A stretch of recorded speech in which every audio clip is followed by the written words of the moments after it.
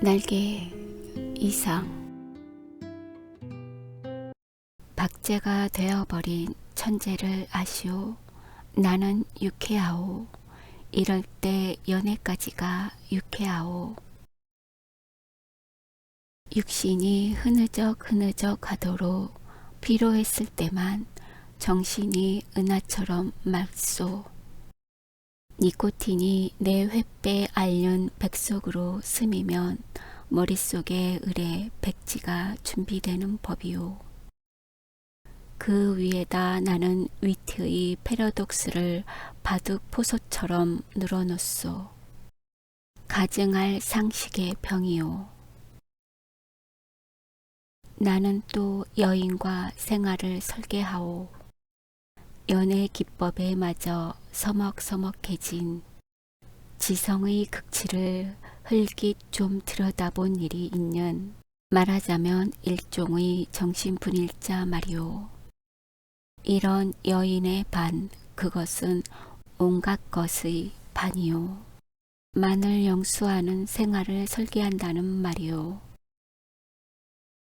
그런 생활 속에 한 발만 들여놓고 흡사 두 개의 태양처럼 마주 쳐다보면서 낄낄거리는 것이오.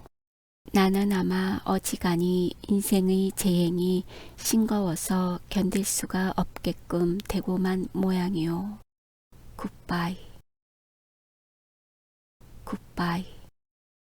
그대는 이따금 그대가 제일 싫어하는 음식을 탐식하는 아일러니를 실천해보는 것도 좋을 것 같소. 위트와 패러독스와 그대 자신을 위조하는 것도 할 만한 일이오. 그대의 작품은 한 번도 본 일이 없는 기성품에 의하여 차라리 경편하고 고매하리다. 19세기는 될 수 있거든 봉쇄하여 버리오. 도스토예프스키 정신이란 자칫하면 낭비인 것 같소. 위고를 불란서의 빵 한 조각이라고는 누가 그랬는지 지언인 듯 싶소. 그러나 인생 혹은 모형에 있어서 디테일 때문에 속는다거나 했어야 되겠소. 화를 보지 마오. 부디 그대께 고하는 것이니. 테이프가 끊어지면 피가 나오. 생채기도 머지않아 완치될 줄 믿소. 굿바이. 감정은 어떤 포즈, 그 포즈의 원소만을 지적하는 것이 아닌지 모르겠소. 그 포즈가 부동 자세까지 고도화할 때 감정은 딱 공급을 정지합니다. 나는 내 비범한 발육을 회고하여 세상을 보는 안목을 규정하였소. 여왕벌과 미망인, 세상의 하고 많은 여인이 본질적으로 이미 미망인 아닌 이가 있으리까? 아니, 여인의 전부가 그 일상에 있어서 개개 미망인이라는 내 논리가 뜻밖에도 여성에 대한 모독이 되오. 굿바이. 그 33번지라는 것이 구조가 흡사 유곽이라는 느낌이 없지 않다. 한 번지에 18가구가 쭉 어깨를 맞대고 늘어서서 창호가 똑같고 아궁지 모양이 똑같다. 게다가 각 가구에 사는 사람들이 송이송이 꽃과 같이 젊다. 해가 들지 않는다. 해가 드는 것을 그들이 모른 채 하는 까닭이다.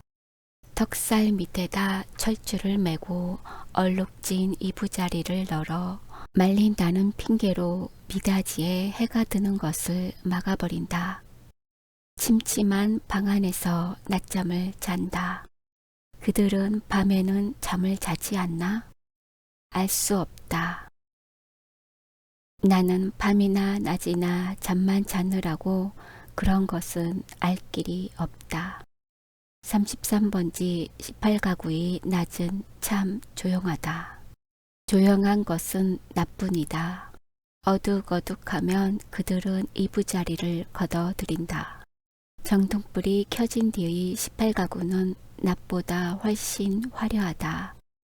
저물도로 미닫이 여닫는 소리가 잦다. 바빠진다. 여러 가지 내음새가 나기 시작한다. 비웃 굽는네, 당고 돌았네, 뜸을네, 비웃네. 그러나 이런 것들보다도 그들의 문패가 제일로 고개를 끄덕이게 하는 것이다. 이 18가구를 대표하는 대문이라는 것이 일각이 져서 외따로 떨어지기는 했으나 있다. 그러나 그것은 한 번도 다친 일이 없는 한길이나 마찬가지 대문인 것이다. 온갖 장사치들은 하루 가운데 어느 시간에라도 이 대문을 통하여 드나들 수가 있는 것이다. 이네들은 문간에서 두부를 사는 것이다. 이렇게 생긴 33번지 대문에 그들 18가구의 문패를 몰아다 붙이는 것은 의미가 없다. 그들은 어느 사이엔가 각 미닫이 위 백인당이니 길상당이니 써붙인 한 곁에다 문패를 붙이는 풍속을 가져버렸다. 내 방 미닫이 한 곁에 칼표 딱지를 4대다 낸 것만 한네. 아니, 내 아내의 명함이 붙어 있는 것도 이 풍속을 쫓는 것이 아닐 수 없다. 나는 그러나 그들의 아무와도 놀지 않는다. 놀지 않을 뿐만 아니라 인사도 않는다. 나는 내 아내와 인사하는 외에 누구와도 인사하고 싶지 않았다. 내 아내 외에 다른 사람과 인사를 하거나 놀거나 하는 것은 아내의 낯을 보아 좋지 않는 일인 것만 같이 생각이 들었기 때문이다. 나는 이만큼까지 내 아내를 소중히 생각한 것이다. 내가 이렇게까지 내 아내를 소중히 생각한 까닭은 이 33번지 18가구 가운데서 내 아내의 명함처럼 제일 작고 제일 아름다운 것을 안 까닭이다.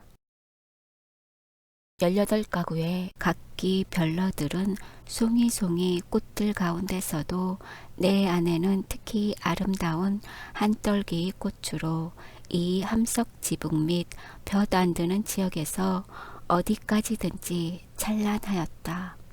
따라서 그런 한떨기 꽃을 지키고 아니 그 꽃에 매달려 사는 나라는 존재가 도무지 형연할 수 없는 거북살스러운 존재가 아닐 수 없었던 것은 물론이다. 나는 어디까지든지 내 방이 집이 아니다. 집은 없다. 마음에 들었다. 방 안에 기호는 내 체온을 위하여 쾌적하였고 방 안의 침침한 정도가 또한 내 알력을 위하여 쾌적하였다. 나는 내 방 이상의 서늘한 방도 또 따뜻한 방도 희망하지는 않았다. 이 이상으로 밝거나 이 이상으로 아늑한 방을 원하지는 않는다. 내 방은 나 하나를 위하여 요만한 정도를 꾸준히 지키는 것 같아 늘 내 방에 감사하였고 나는 또 이런 방을 위하여 이 세상에 태어난 것만 같아서 즐거웠다. 그러나 이것은 행복이라든가 불행이라든가 하는 것을 계산하는 것은 아니었다. 말하자면 나는 내가 행복되다고도 생각할 필요가 없었고 그렇다고 불행하다고도 생각할 필요가 없었다. 그냥 그날그날을 그저 까닭없이 펀둥펀둥 게으르게만 있으면 만사는 그만이었던 것이다. 내 몸과 마음에 옷처럼 잘 맞는 방 속에서 뒹굴면서 축 처져 있는 것은 행복이니 불행이니 하는 그런 세속적인 계산을 떠나 가장 편리하고 안일한, 말하자면 절대적인 상태인 것이다.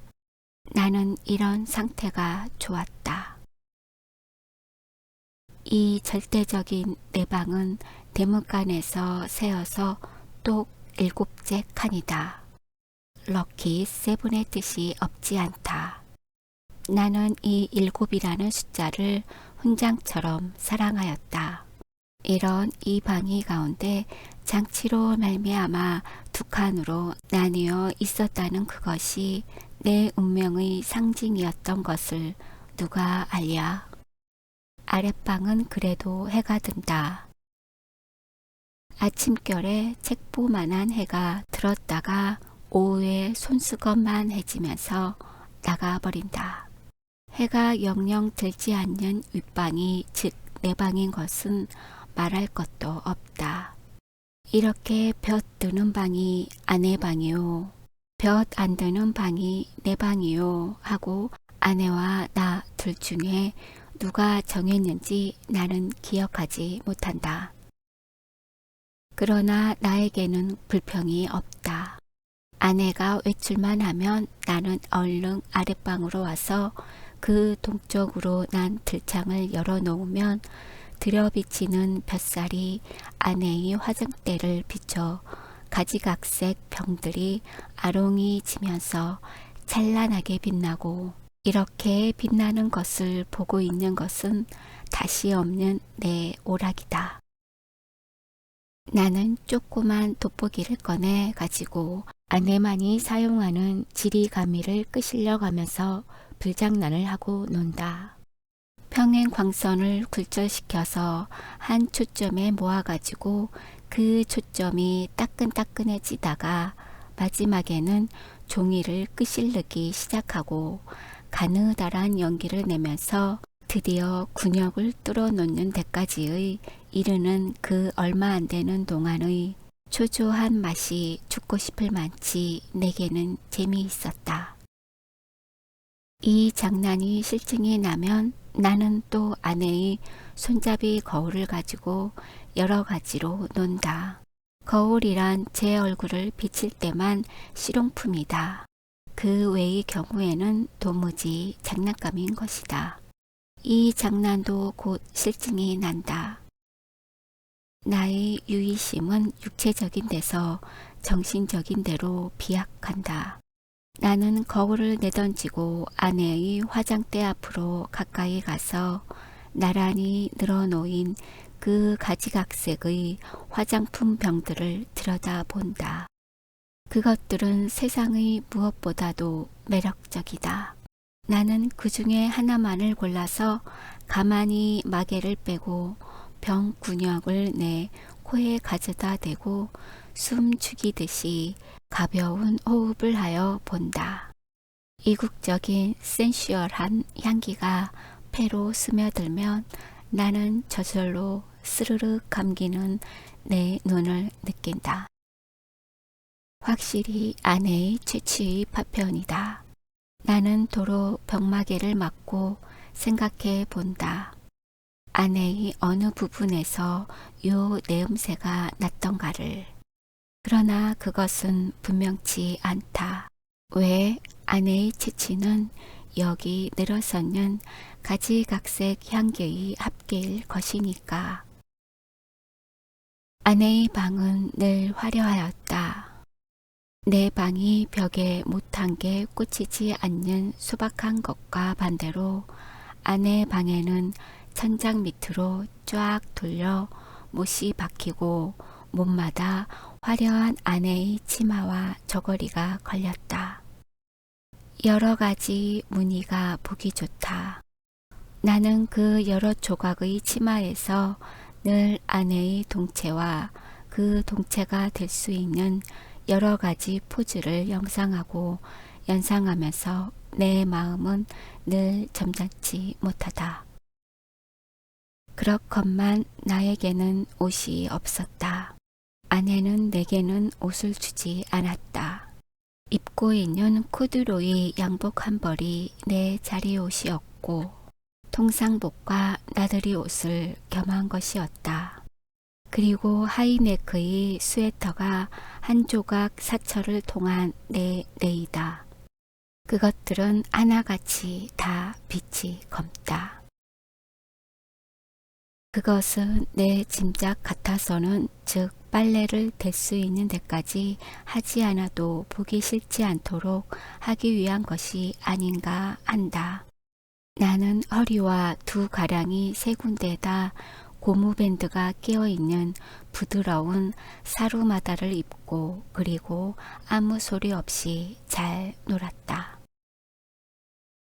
어느덧 손수건만해졌던 볕이 나갔는데 아내는 외출해서 돌아오지 않는다. 나는 요만 일에도 좀 피곤하였고 또 아내가 돌아오기 전에 내 방으로 가 있어야 될 것을 생각하고 그만 내 방으로 건너간다. 내 방은 침침하다. 나는 이불을 뒤집어 쓰고 낮잠을 잔다. 한 번도 거둔 일이 없는 내 이부자리는 내 몸뚱이 일부분처럼 내게는 참 반갑다. 잠은 잘 오는 적도 있다. 그러나 또 전신이 까짓까짓하면서 영 잠이 오지 않는 적도 있다. 그런 때는 아무 제목으로나 하나를 골라서 연구하였다. 나는 내 좀 축축한 이불 속에서 참 여러 가지 발명도 하였고 논문도 많이 썼다. 시도 많이 지었다.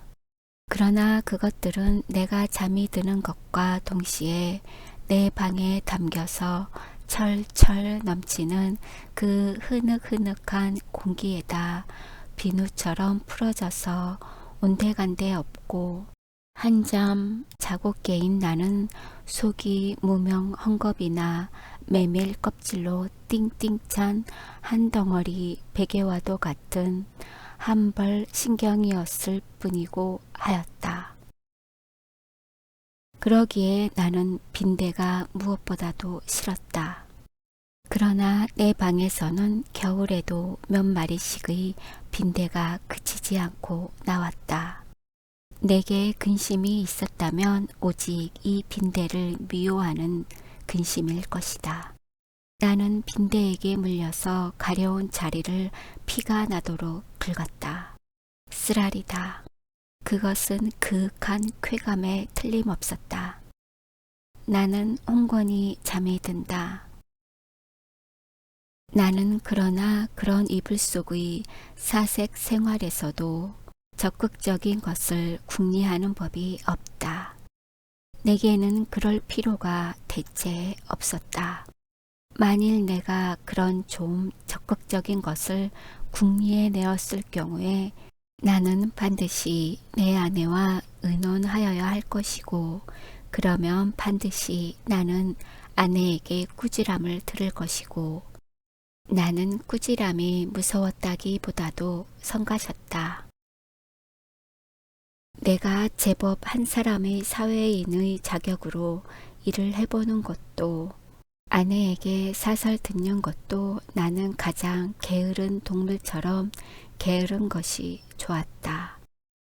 될 수만 있으면 이 무의미한 인간의 탈을 벗어버리고도 싶었다. 나에게는 인간 사회가 스스로웠다. 생활이 스스로웠다.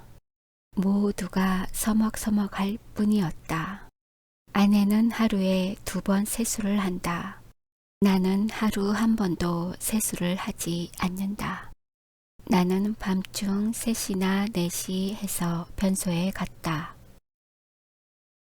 달이 밝은 밤에는 한참씩 마당에 우두커니 섰다가 들어오곤 한다.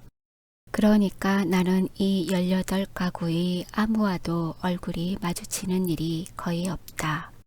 그러면서도 나는 이 18가구의 젊은 여인의 얼굴들을 거반 다 기억하고 있었다. 그들은 하나같이 내 아내만 못하였다. 11시쯤에서 하는 아내의 첫 번 세수는 좀 간단하다. 그러나 저녁 7시쯤에서 하는 2번째 세수는 손이 많이 간다. 아내는 낮에보다도 밤에 더 좋고 깨끗한 옷을 입는다. 그리고 낮에도 외출하고 밤에도 외출하였다. 아내에게 직업이 있었던가? 나는 아내의 직업이 무엇인지 알 수 없다. 만일 아내에게 직업이 없었다면 같이 직업이 없는 나처럼 외출할 필요가 생기지 않을 것인데, 아내는 외출한다. 외출할 뿐만 아니라 내객이 많다.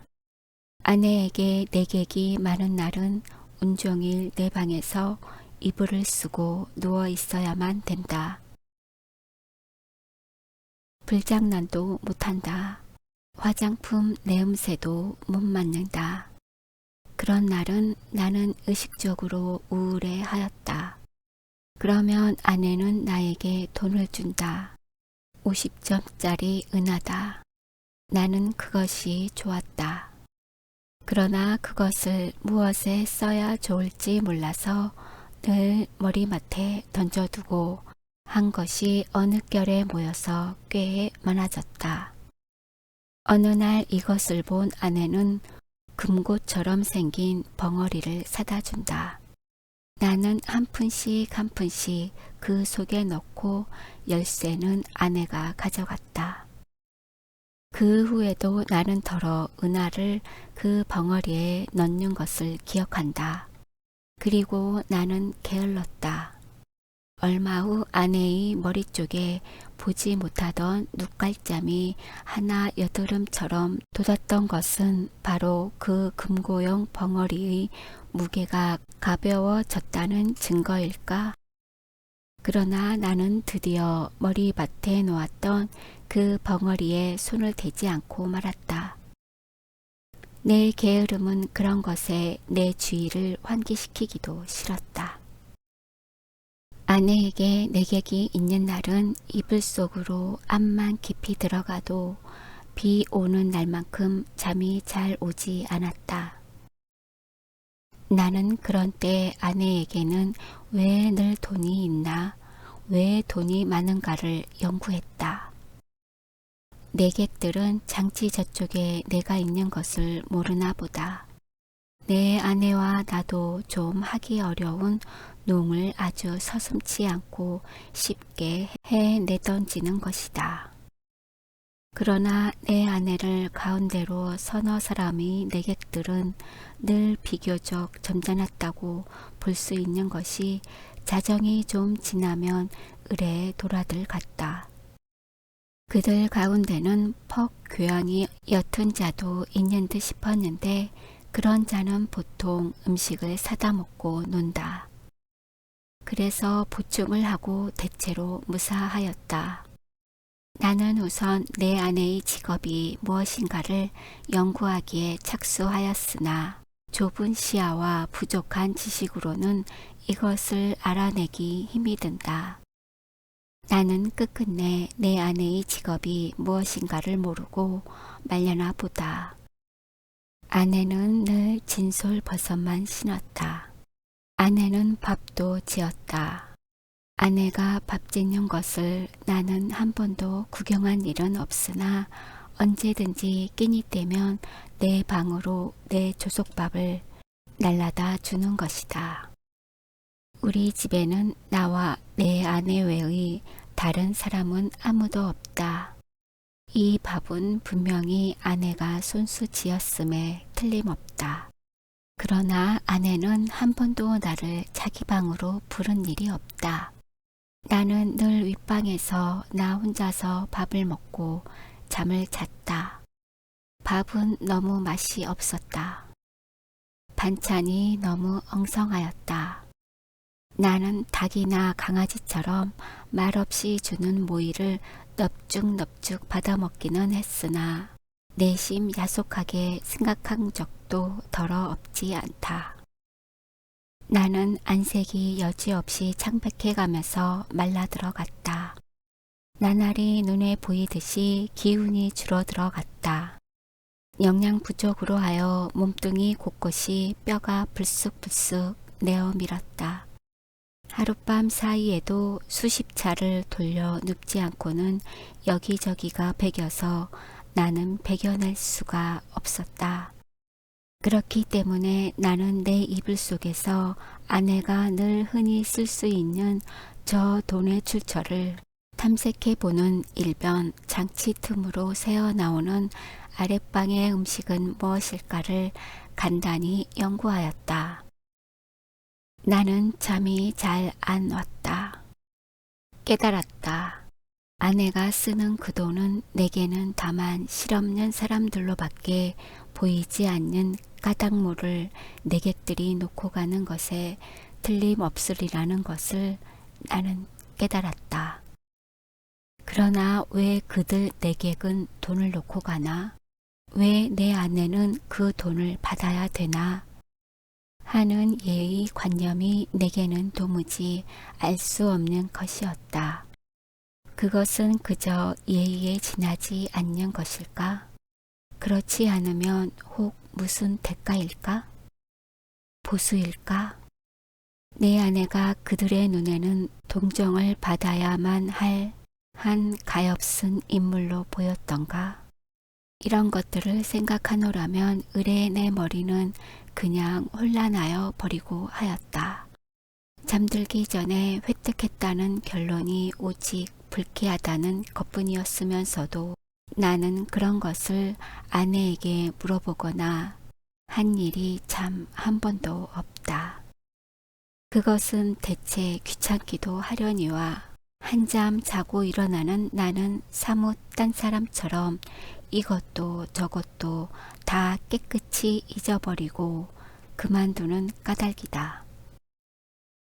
내객들이 돌아가고 혹 밤 외출해서 돌아오고 하면 아내는 경편한 것으로 옷을 바꾸어 입고 내 방으로 나를 찾아온다. 그리고 이불을 들치고 내 귀에는 영 생동생동한 몇 마디 말로 나를 위로하려 든다. 나는 조소도 고소도 홍소도 아닌 웃음을 얼굴에 띠고 아내의 아름다운 얼굴을 쳐다본다. 아내는 방글에 웃는다. 그러나 그 얼굴에 떠도는 일말의 애수를 나는 놓치지 않는다. 아내는 능히 내가 배고파하는 것을 눈치챌 것이다. 그러나 아랫방에서 먹고 남은 음식을 나에게 주려 들지는 않는다. 그것은 어디까지든지 나를 존경하는 마음일 것임에 틀림없다. 나는 배가 고프면서도 저기 마음이 든든한 것을 좋아했다. 아내가 무엇이라고 짓거리고 갔는지 귀에 남아있을 리가 없다. 다만 내 머리맡에 아내가 놓고 간 은화가 전등불에 흐릿하게 빛나고 있을 뿐이다.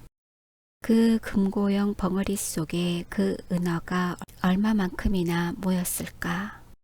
나는 그러나 그것을 쳐들어 보지 않았다.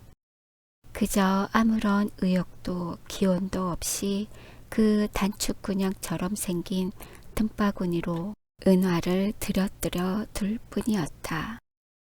왜 아내의 내객들이 아내에게 돈을 놓고 가나? 하는 것이 풀 수 없는 의문인 것 같이 왜 아내는 나에게 돈을 놓고 가나? 하는 것도 역시 나에게는 똑같이 풀 수 없는 의문이었다. 내 비록 아내가 내게 돈을 놓고 가는 것이 싫지 않았다 하더라도 그것은 다만 그것이 내 순간에서부터 그 벙어리 주둥이에서 자취를 감추기까지의 하잘것없는 짧은 촉각이 좋았달 뿐이지 그 이상 아무 기쁨도 없다. 어느 날 나는 그 벙어리를 변소에 갖다 넣어버렸다. 그때 벙어리 속에는 몇 푼이나 되는지 모르겠으나 그 은화들이 꽤 들어 있었다. 나는 내가 지구 위에 살며 내가 이렇게 살고 있는 지구가 질풍신뢰의 속력으로 광대무변의 공간을 달리고 있다는 것을 생각했을 때 참 허망하였다. 나는 이렇게 부지런한 지구 위에서는 현기증도 날 것 같고 해서 한시바삐 내려버리고 싶었다.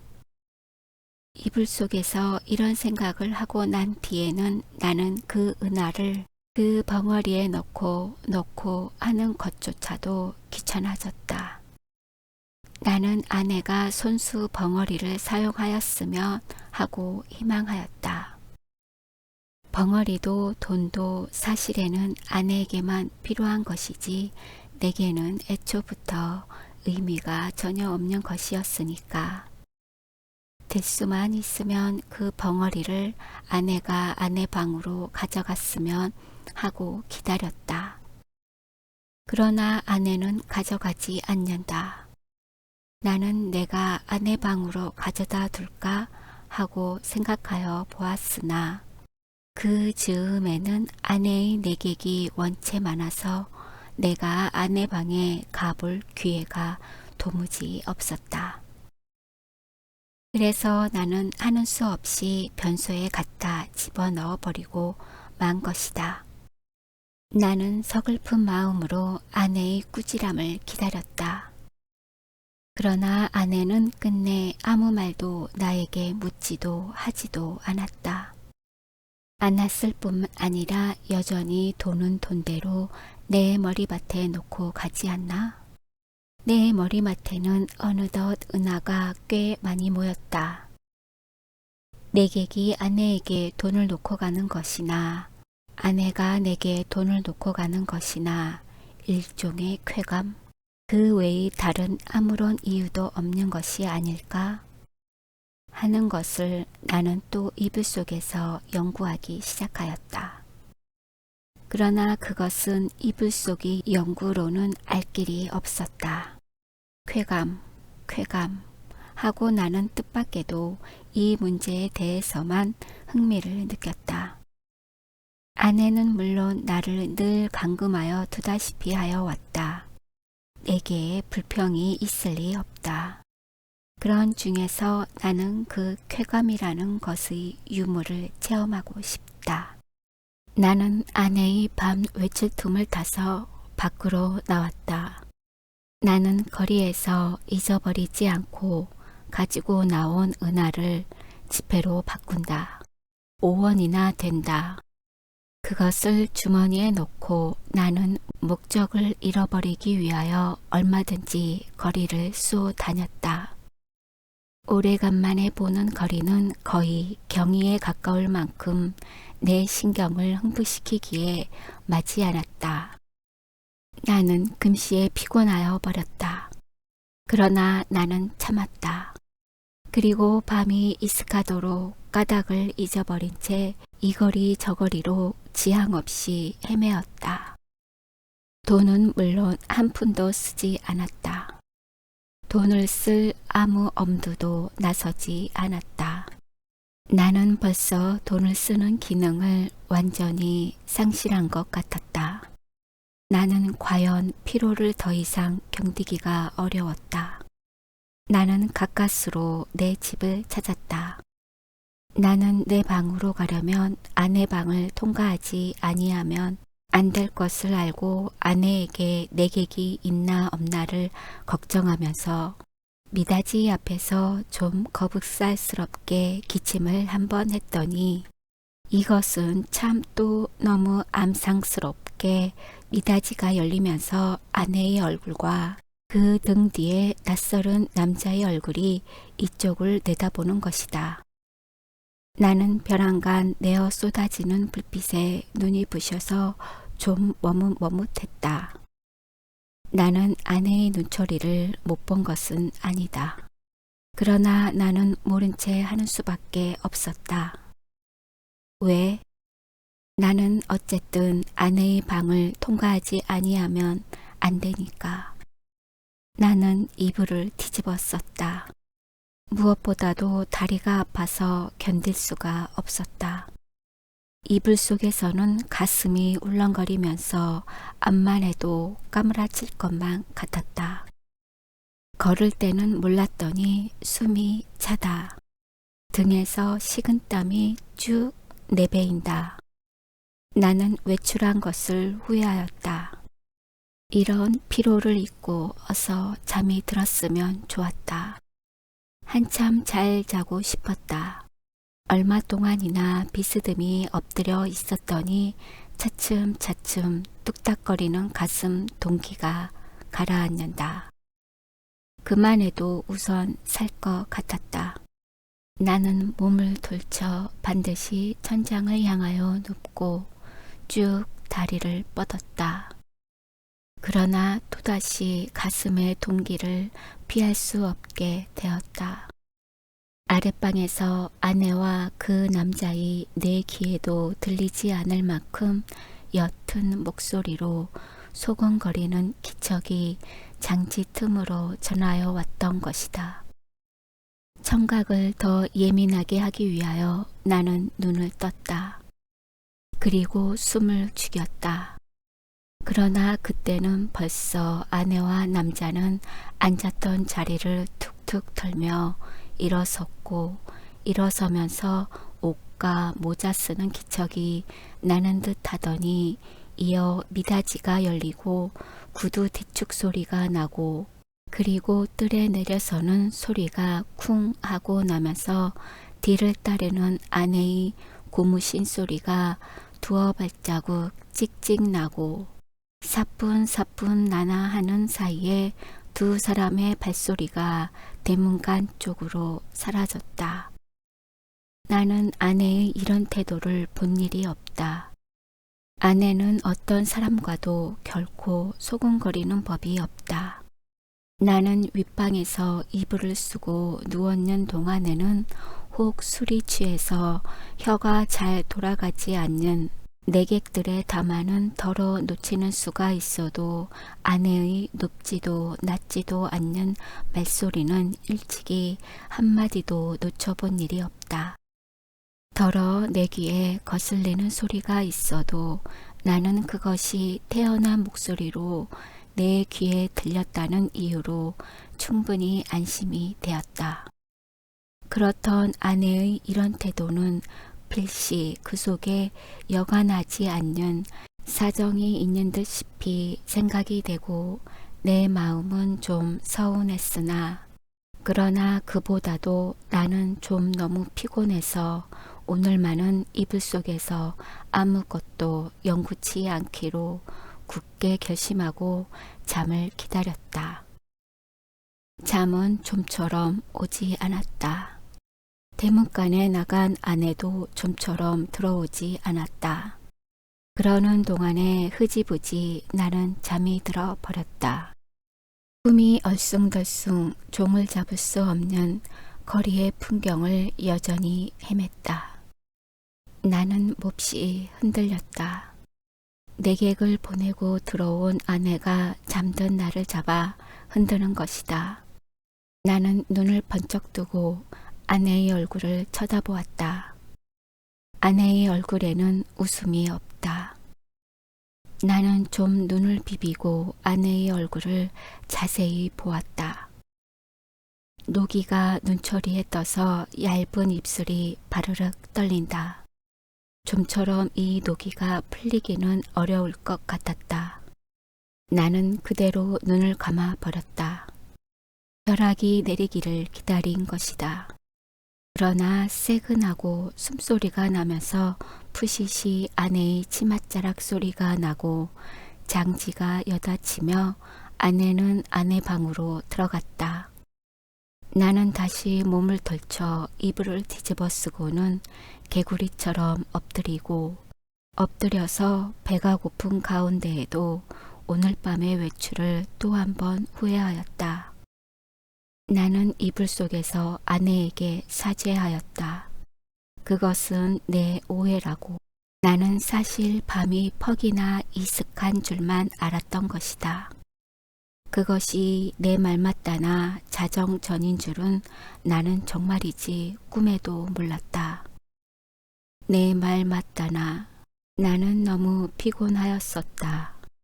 오래간만에 나는 너무 많이 걸은 것이 잘못이다. 내 잘못이라면 잘못은 그것밖에 없다. 외출은 왜 하였더냐고? 나는 그 머리맡에 저절로 모인 5원 돈을 아무에게라도 좋으니 주어보고 싶었던 것이다. 그뿐이다.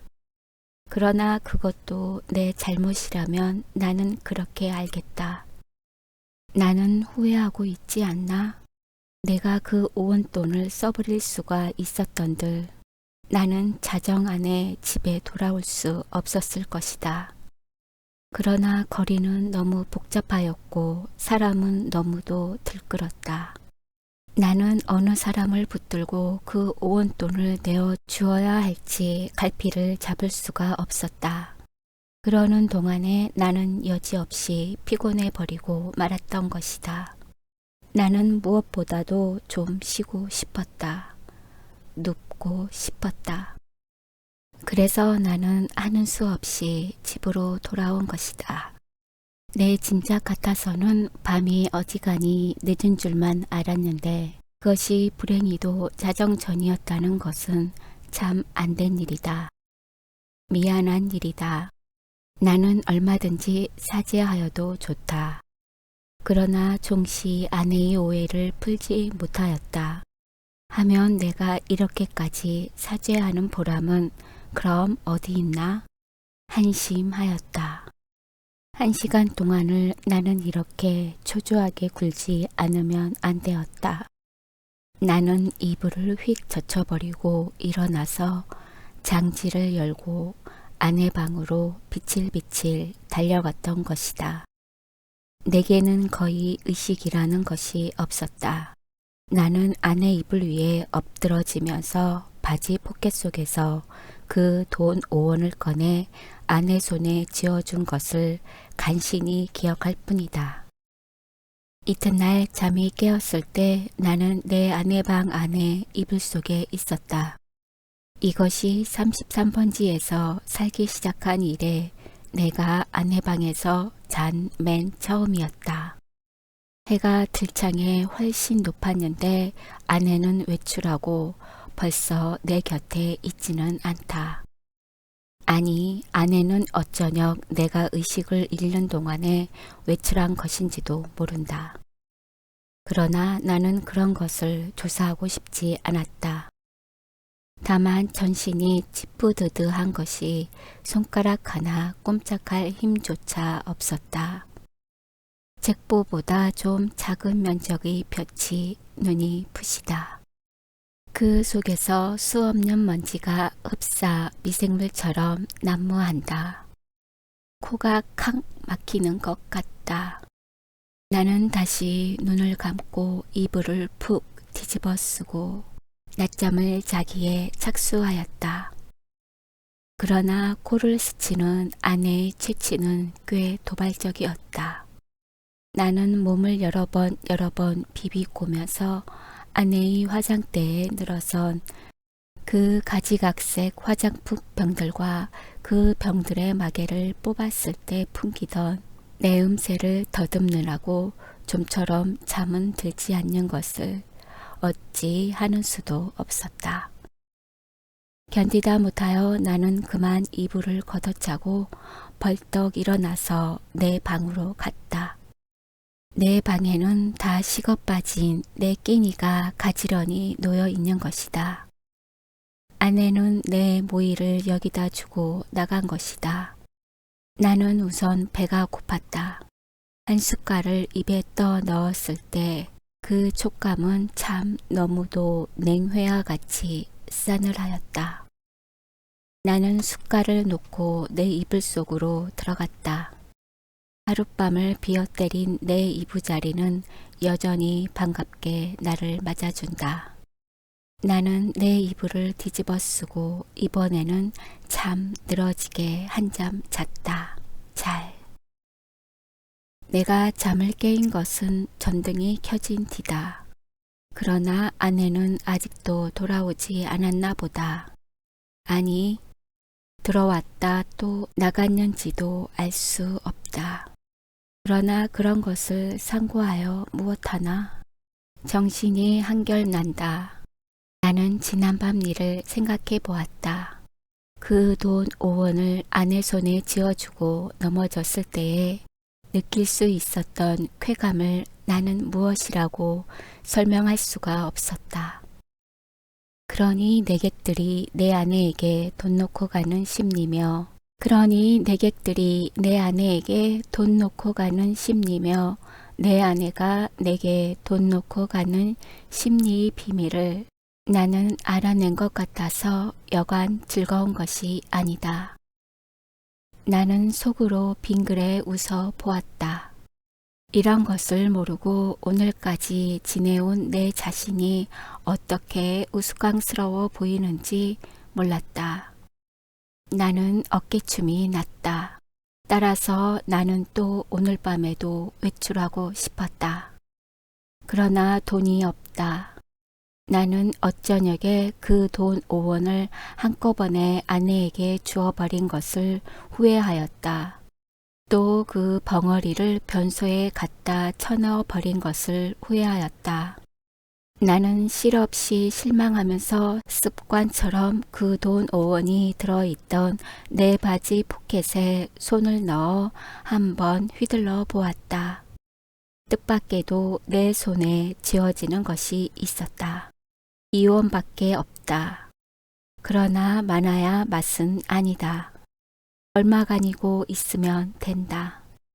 나는 그만한 것이 여간 고마운 것이 아니었다. 나는 기운을 얻었다.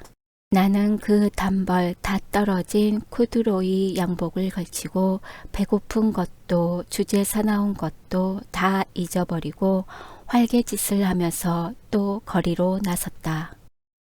나서면서 나는 제발 시간이 화살 닿듯해서 자정에 어서 획 지나버렸으면 하고 조바심을 태웠다. 아내에게 돈을 주고 아내 방에서 자보는 것은 어디까지든지 좋았지만 만일 잘못해서 자정 전에 집에 들어갔다가 아내의 눈총을 맞는 것은 여간 무서운 일이 아니었다. 나는 저물도록 길가 시계를 들여다보고 하면서 또 지향 없이 거리를 방황하였다. 그러나 이날은 좀처럼 피곤하지도 않았다. 다만 시간이 좀 너무 더디게 가는 것만 같아서 안타까웠다. 경성역 시계가 확실히 자정이 지난 것을 본 뒤에 나는 집을 향하였다. 그날은 그 일각 대문에서 아내와 아내의 남자가 이야기하고 섰는 것을 만났다. 나는 모른 체하고 두 사람 곁을 지나서 내 방으로 들어갔다. 뒤이어 아내도 들어왔다. 와서는 이 밤중에 평생 안 하던 쓰레기를 하는 것이다. 조금 있다가 아내가 눕는 기척을 엿듣자마자 나는 또 장지를 열고 아내 방으로 가서 그 돈 2원을 아내 손에 덥석 쥐어주고 그리고 하여간 그 2원을 오늘 밤에도 쓰지 않고 도로 가져온 것이 참 이상하다는 듯이 아내는 내 얼굴을 몇 번이고 엿보고 아내는 드디어 아무 말도 없이 나를 자기 방에 재워주었다.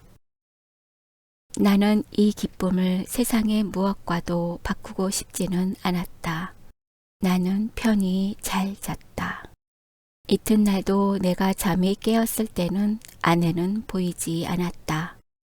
나는 또 내 방으로 가서 피곤한 몸이 낮잠을 잤다. 내가 아내에게 흔들려 깨었을 때는 역시 불이 들어온 뒤였다.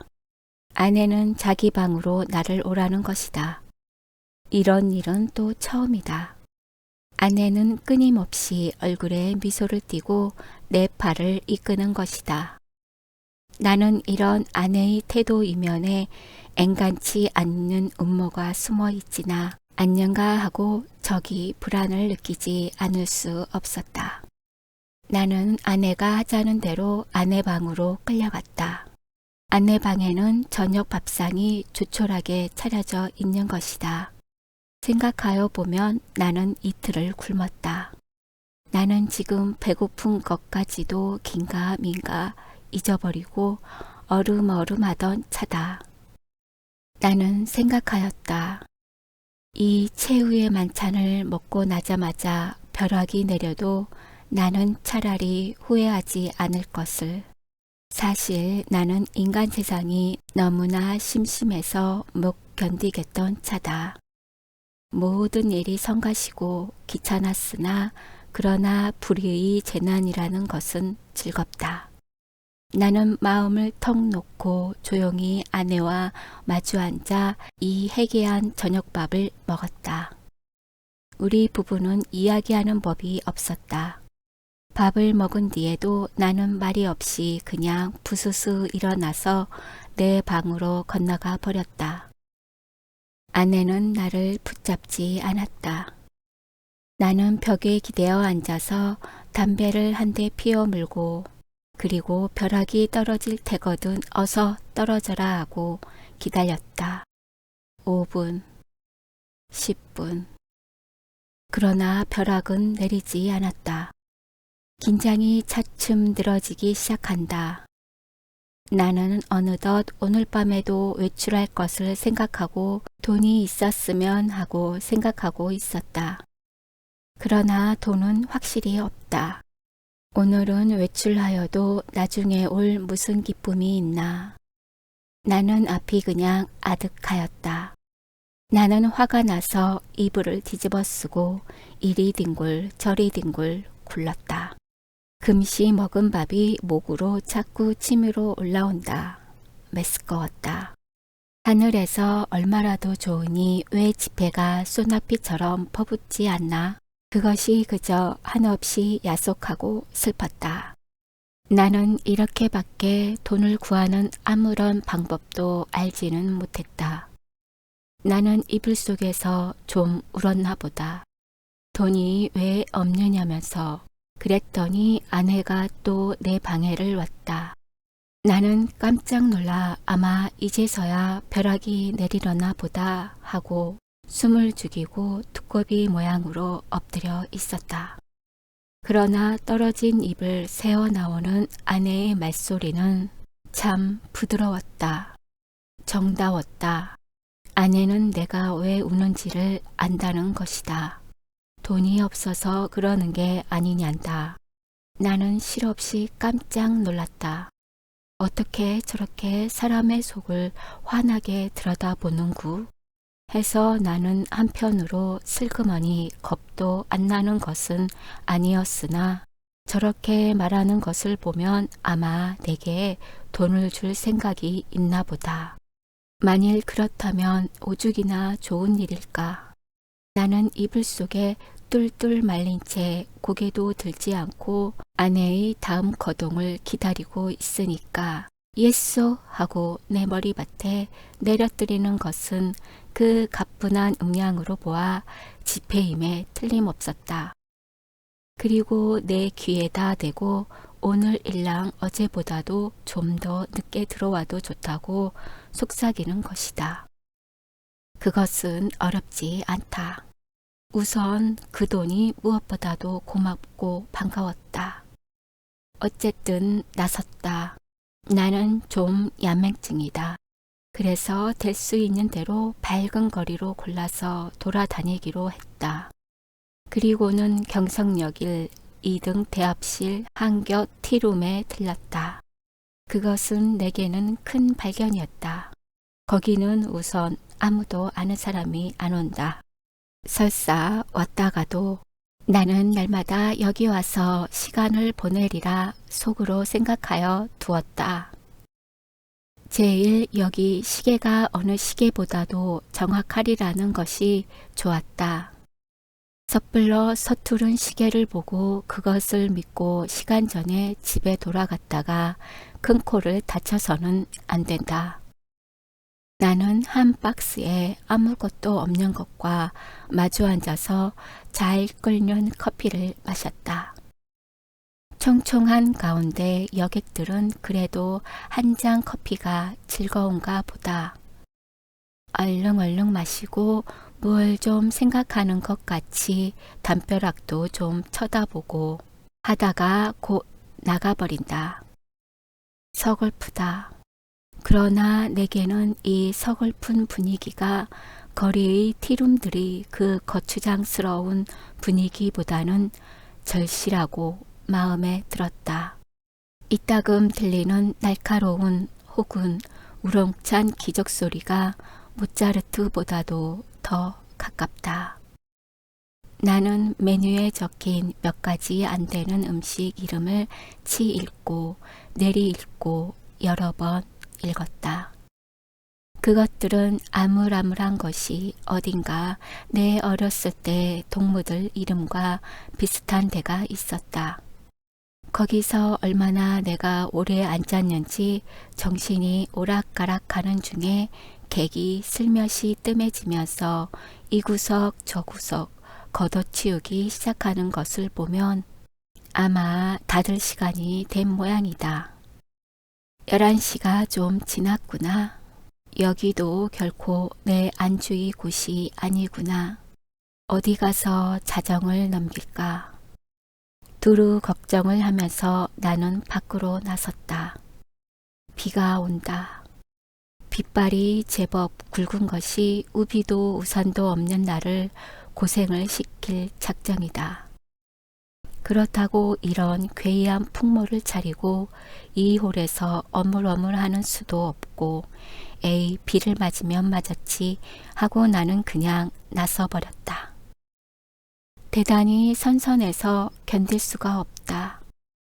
코드로이 옷이 젖기 시작하더니 나중에는 속속들이 스며들면서 처덕거린다.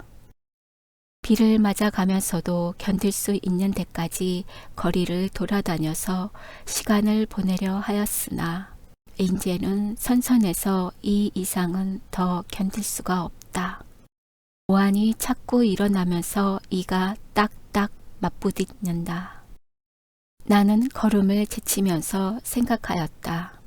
오늘 같은 궂은 날도 아내에게 내객이 있으려고 없겠지 하는 생각이 드는 것이다. 집으로 가야겠다. 아내에게 불행히 내객이 있거든 내 사정을 하리라. 사정을 하면 이렇게 비가 오는 것을 눈으로 보고 알아주겠지. 불이 나게 와보니까 그러나 아내에게는 내객이 있었다. 나는 너무 춥고 척척해서 얼떨결에 놓고 하는 것을 잊었다. 그래서 나는 보면 아내가 좀 덜 좋아할 것을 그만 보았다. 나는 갑발자국 같은 발자국을 내리면서 덤벙덤벙 아내 방을 디디고 그리고 내 방으로 가서 쭉 빠진 옷을 활활 벗어버리고 이불을 뒤썼다. 덜덜 떨린다. 오한이 점점 더 심해 들어온다. 여전 땅이 꺼져 들어가는 것만 같았다. 나는 그만 의식을 잃어버리고 말았다. 이튿날 내가 눈을 떴을 때 아내는 내 머리맡에 앉아서 제법 근심스러운 얼굴이다. 나는 감기가 들었다. 여전히 으스스 춥고 또 골치가 아프고 입에 군침이 도는 것이 씁쓸하면서 다리팔이 척 늘어져서 노곤하다. 아내는 내 머리를 쓱 짚어보더니 약을 먹어야지 한다. 아내 손이 이마에 선뜻한 것을 보면 신혈이 어지간한 모양인데 약을 먹는다면 해열제를 먹어야지 하고 속생각을 하자니까 아내는 따뜻한 물에 하양 전제약 4개를 준다. 이것을 먹고 한장 푹 자고 나면 괜찮다는 것이다. 나는 널름 받아먹었다.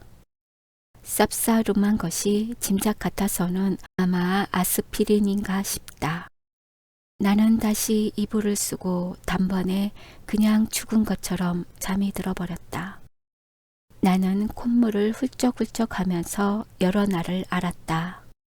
앓는 동안에 끊이지 않고 그 정제약을 먹었다. 그러는 동안에 감기도 나았다. 그러나 입맛은 여전히 솥태처럼 썼다. 나는 차츰 또 외출하고 싶은 생각이 났다. 그러나 아내는 나더러 외출하지 말라고 이러는 것이다. 이 약을 날마다 먹고 그리고 가만히 누워 있으라는 것이다.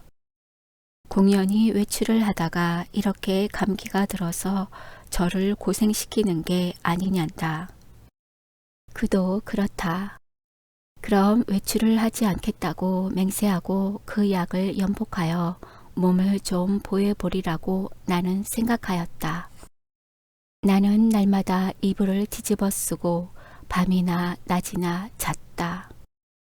유난스럽게 밤이나 낮이나 졸려서 견딜 수가 없는 것이다. 나는 이렇게 잠이 자꾸만 오는 것은 내가 훨씬 몸이 튼튼해진 증거라고 굳게 믿었다. 나는 아마 한 달이나 이렇게 지냈나 보다. 내 머리와 수염이 좀 너무 자라서 후뜻해서 견딜 수가 없어서 내 거울을 좀 보리라고 아내가 외출한 틈을 타서 나는 아내 방으로 가서 아내의 화장대 앞에 앉아 보았다. 상당하다. 수염과 머리가 참 산란하였다. 오늘은 이발을 좀 하리라고 생각하고 겸사겸사 그 화장품 병들 마개를 뽑고 이것저것 맡아보았다. 한동안 잊어버렸던 향기 가운데서는 몸이 베베 꼬일 것 같은 채취가 전해 나왔다. 나는 아내의 이름을 속으로만 한번 불러보았다. 연심이 하고 오래간만에 돋보기 장난도 하였다. 거울 장난도 하였다. 창에 든 볕이 여간 따뜻한 것이 아니었다. 생각하면 5월이 아니냐. 나는 커다랗게 기지개를 한번 켜보고 아내 베개를 내려 베고 벌떡 자빠져서는 이렇게도 편안하고 즐거운 세월을 하느님께 흠식 자랑하여 주고 싶었다. 나는 참 세상에 아무 것과도 교섭을 가지지 않는다. 하느님도 아마 나를 칭찬할 수도 처벌할 수도 없는 것 같다. 그러나 다음 순간 실로 세상에도 이상스러운 것이 눈에 띄었다. 그것은 체면약 아달린 갑이었다.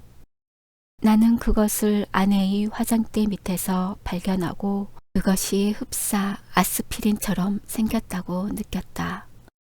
나는 그것을 열어보았다. 똥 4개가 비었다. 나는 오늘 아침에 4개의 아스피린을 먹는 것을 기억하고 있었다. 나는 잤다. 어제도 그제도 그제도 나는 졸려서 견딜 수가 없었다. 나는 감기가 다 나았는데도 아내는 내게 아스피린을 주었다. 내가 잠이 든 동안에 이불에 불이 난 일이 있다. 그때에도 나는 자느라고 몰랐다. 이렇게 나는 잤다. 나는 아스피린으로 알고 그럼 한 달 동안을 두고 아달린을 먹어온 것이다. 이것은 좀 너무 심하다. 벼랑간 아뜩하더니 하마터면 나는 까무러칠 뻔하였다. 나는 그 아달린을 주머니에 넣고 집을 나섰다.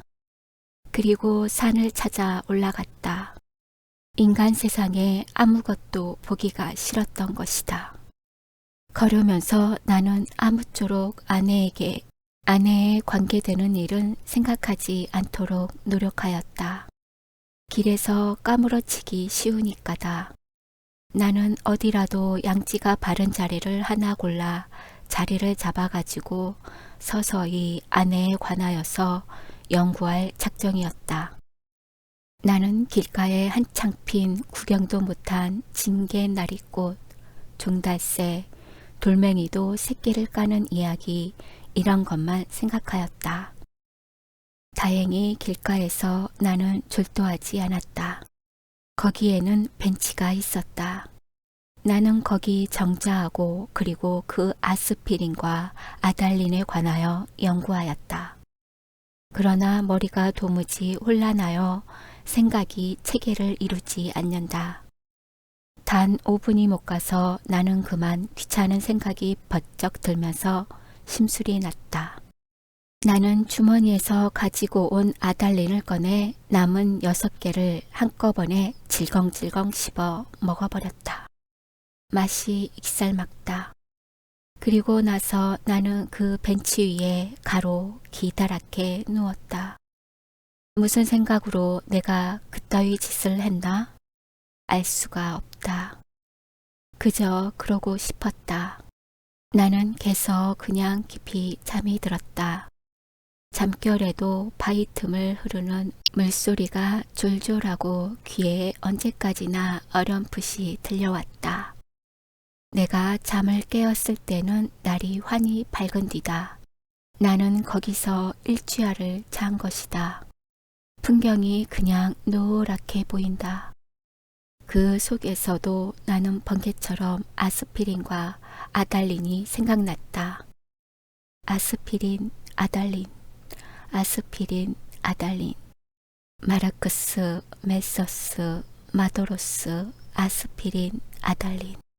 아내는 한 달 동안 아달린을 아스피린이라고 속이고 내게 먹였다. 그것은 아내 방에서 아달린 값이 발견된 것으로 미루어 증거가 너무나 확실하다. 무슨 목적으로 아내는 나를 밤이나 낮이나 재워야만 됐나? 나를 밤이나 낮이나 재워놓고 그리고 아내는 내가 자는 동안에 무슨 짓을 했나? 나를 조금씩 조금씩 죽이려던 것일까? 그러나 또 생각하여 보면 내가 한 달을 두고 먹어온 것은 아스피린이었는지도 모른다. 아내가 무슨 근심이 되는 일이 있어서 밤이면 잠이 잘 오지 않아서 정작 아내가 아달린을 사용한 것이나 아닌지, 그렇다면 나는 참 미안하다. 나는 아내에게 이렇게 큰 의혹을 가졌다는 것이 참 안 됐다. 나는 그래서 불이 나게 거기서 내려왔다. 아랫도리가 회회 내어 저이면서 어찔어찔한 것을 나는 겨우 집을 향하여 걸었다. 8시 가까이였다. 나는 내 잘못된 생각을 죄다 일러바치고 아내에게 사죄하려는 것이다. 나는 너무 급해서 그만 또 말을 잊어버렸다. 그랬더니 이건 참 너무 큰일 났다. 나는 내 눈으로는 절대로 보아서는 안 될 것을 그만 딱 보아버리고 만 것이다. 나는 얼떨결에 그만 냉큼 미닫이를 닫고 그리고 현기증이 나는 것을 진정시키느라고 잠깐 고개를 숙이고 눈을 감고 기둥을 짚고 섰자니까 1초 여유도 없이 획 미닫이가 다시 열리더니 매무새를 풀어헤친 아내가 불쑥 내밀면서 내 멱살을 잡는 것이다. 나는 그만 어지러워서 개가 그냥 나둥그러졌다. 그랬더니 아내는 넘어진 내 위에 덮치면서 내 살을 함부로 물어뜯는 것이다. 아파 죽겠다. 나는 사실 반항할 의사도 힘도 없어서 그냥 넙죽 엎드려 있으면서 어떻게 되나 보고 있자니까 뒤이어 남자가 나오는 것 같더니 아내를 한아름에 덥석 안아가지고 방으로 들어가는 것이다. 아내가 아무 말 없이 다소곳이 그렇게 안겨 들어가는 것이 내 눈엔 여간 미운 것이 아니다. 밉다. 아내는 너 밤 새워가면서 도둑질하러 다니느냐, 계집질하러 다니느냐고 바라기다. 이것은 참 너무 억울하다. 나는 어안이 벙벙하여 도무지 입이 벌어지지를 않았다.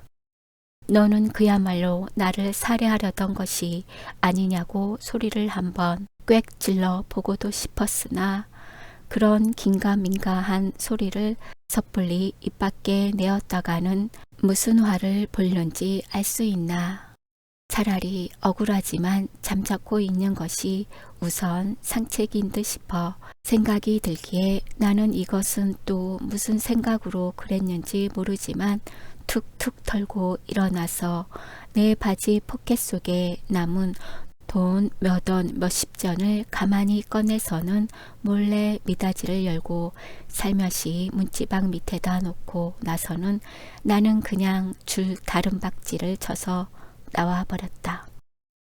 여러 번 자동차에 치일 뻔하면서 나는 그대로 경성역을 찾아갔다. 빈 자리와 마주 앉아서 이 쓰디쓴 입맛을 거두기 위하여 무엇으로나 입가심을 하고 싶었다. 커피 좋다. 그러나 경성역 홀에 한 걸음 들여놓았을 때 나는 내 주머니에는 돈이 한 푼도 없는 것을, 그것을 깜빡 잊었던 것을 깨달았다. 또 아뜩하였다. 나는 어디선가 그저 맥없이 머뭇머뭇하면서 어쩔 줄을 모를 뿐이었다. 얼빠진 사람처럼 그저 이리 갔다 저리 갔다 하면서 나는 어디로 드립다 쏘 다녔는지 하나도 모른다. 다만 몇 시간 후에 내가 미스코시 옥상에 있는 것을 깨달았을 때는 거의 대낮이었다. 나는 거기 아무데나 주저앉아서 내 자라온 26회를 회고하여 보았다. 몽롱한 기억 속에서는 이렇다는 아무 제목도 불그러져 나오지 않았다. 나는 또 내 자신에게 물어보았다. 너는 인생에 무슨 욕심이 있느냐고. 그러나 있다고도 없다고도 그런 대답은 하기가 싫었다. 나는 거의 나 자신의 존재를 인식하기조차도 어려웠다.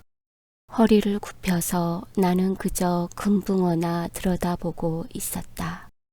금붕어는 참 잘들도 생겼다.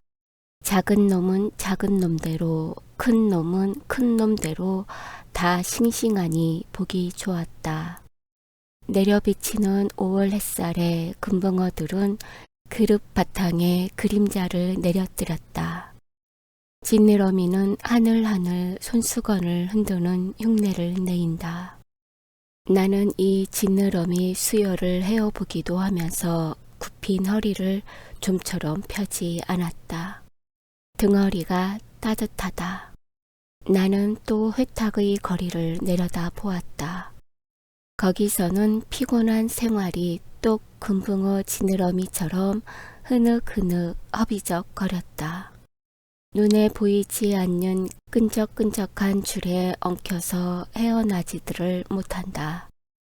나는 피로와 공복 때문에 무너져 들어가는 몸뚱이를 끌고 그 회탁의 거리 속으로 섞여 들어가지 않는 수도 없다 생각하였다. 나서서 나는 또 문득 생각하여 보았다. 이 발길이 지금 어디로 향하여 가는 것인가를. 그때 내 눈앞에는 아내의 모가지가 벼락처럼 내려 떨어졌다. 아스피린과 아달린. 우리들은 서로 오해하고 있느니라. 설마 아내가 아스피린 대신에 아달린의 정량을 나에게 먹여왔을까? 나는 그것을 믿을 수는 없다. 아내가 대체 그런 까닭이 없을 것이니. 그러면 나는 날밤을 새면서 도적질을 계집질을 하였나? 정말이지 아니다. 우리 부부는 숙명적으로 발이 맞지 않는 절름발이인 것이다. 내가 아내나 제 거동에 로직을 붙일 필요는 없다. 변해할 필요도 없다. 사실은 사실대로, 오해는 오해대로 그저 끝없이 발을 절뚝거리면서 세상을 걸어가면 되는 것이다. 그렇지 않을까? 그러나 나는 이 발길이 아내에게로 돌아가야 옳은가? 이것만은 분간하기가 좀 어려웠다. 가야 하나? 그럼 어디로 가나? 이때 뚜 하고 정오 사이렌이 울었다. 사람들은 모두 내 활개를 펴고 닭처럼 푸드덕거리는 것 같고 온갖 유리와 강철과 대리석과 지폐와 잉크가 부글부글 끓고 수선을 떨고 하는 것 같은 찰나. 그야말로 현란을 극한 정오다. 나는 불현듯이 겨드랑이가 가렵다. 아하, 그것은 내 인공의 날개가 돋았던 자국이다. 오늘은 없는 이 날개. 머릿속에서는 희망과 야심에 말소된 페이지가 딕셔너리 넘어가듯 번뜩였다. 나는 걷던 걸음을 멈추고 그리고 어디 한번 이렇게 외쳐보고 싶었다. 날개야, 다시 돋아라. 날자, 날자, 날자. 한 번만 더 날자꾸나. 한 번만 더 날아보자꾸나.